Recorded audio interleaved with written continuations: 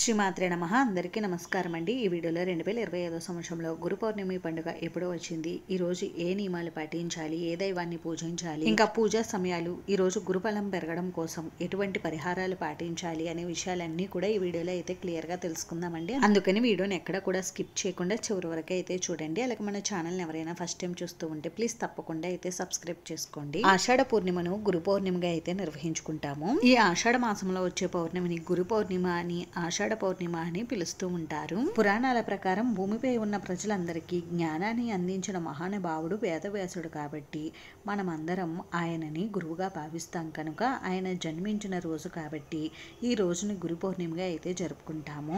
ఈ రోజు గురువుల ఆశీర్వాదం తీసుకున్న వారికి తప్పకుండా శుభ ఫలితాలు కలుగుతాయని అంటారు. అందుకని ఈ రోజున ముఖ్యంగా గురువులను అయితే ఆరాధించాలి.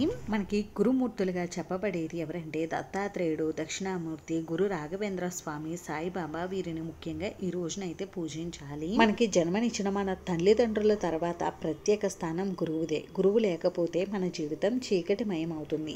మనకి చదువుని, జ్ఞానాన్ని, బుద్ధిని ప్రసాదించేది ఒక గురువు మాత్రమే. గురు పౌర్ణమి రోజున తప్పకుండా గురువులను ఆరాధించాలి.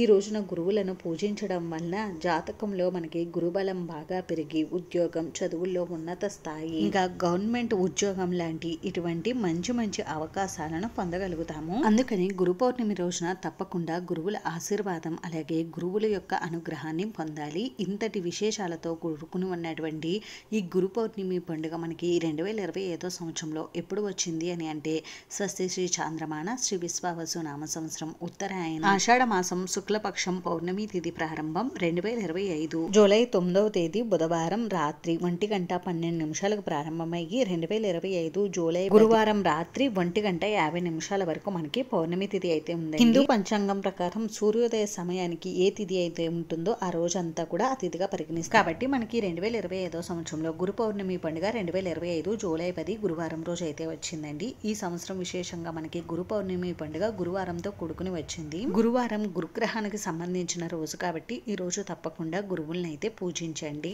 ఈ రోజు ఇంట్లో పూజ ఏ సమయానికి నిర్వహించుకోవాలని అంటే ఉదయం తెల్లవారుజామున 4:46 నుండి 6 పూజ చేసుకుంటే చాలా మంచిదండి. ఒకవేళ మీకు ఈ సమయంలో కుదరకపోతే ఉదయం 7:31 నుండి 9:55 వరకు, లేదు అంటే 10:48 నుండి 12 మీరు గురువులను అయితే పూజించుకోవచ్చు. సాయంత్రం 5:47 నుండి 7:23 పూజ అయితే చేసుకోవచ్చు. ఇంకా లలితా సహస్రనామం వెన్నెల పారాయణ చేసేవారు ఈ రోజే వెన్నెల పారాయణ కూడా నిర్వహించుకోవాలి. ఇంక ఈ రోజున ఇంట్లో పూజ నిర్వహించుకునేవారు దత్తాత్రేయుని, గురు రాఘవేంద్ర స్వామి వారిని, సాయిబాబాని, దక్షిణామూర్తిని ఇలా సంబంధిత దైవాన్నైనా పూజించుకోవచ్చు. ఈ రోజు గురుబలం పెరగడం కోసం గురువుకి నానబెట్టినటువంటి శనగలని నైవేద్యంగా సమర్పించాలి.